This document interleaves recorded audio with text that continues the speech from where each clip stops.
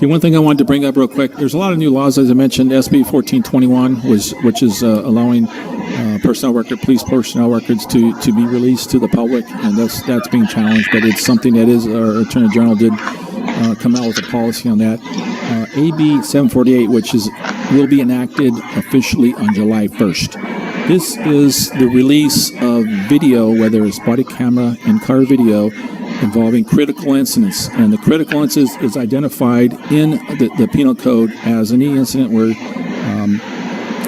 somebody discharges a firearm, somebody is struck by a police officer's use of force firearms, where somebody is arrested and suffers an injury that's identified or defined as GBR, great bodily injury, death or great bodily injury. So they define great bodily injury as that's something very, very serious, not a complaint of pain, not an abrasion, somebody who's got some serious contusions, broken bones, maybe somebody got struck on the head and they're bleeding profusely.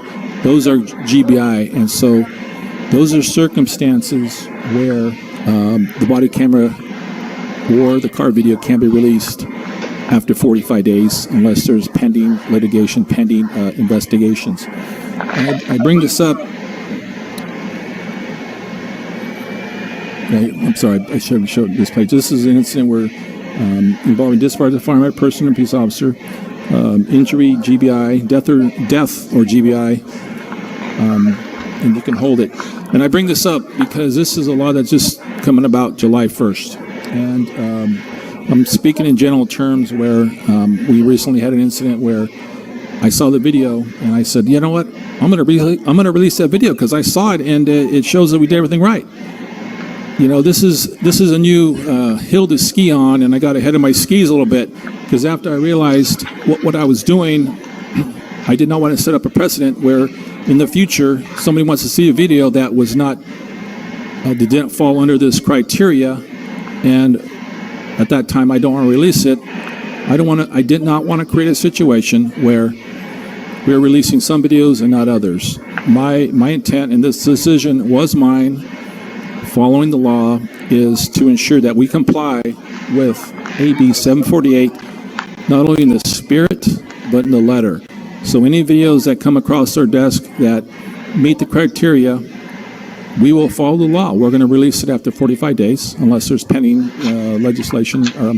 pending investigations. If it doesn't meet the criteria, I'm not going to release it unless there's some sort of court order that's given to us to release it during a criminal investigation, things like that. Again, this is my decision, and again, I want to ensure that we comply with the law, but that we do not present a situation where we're picking and choosing which ones we want to release. And so again, I want to throw that out, and I will be happy to answer any questions at the end of this presentation.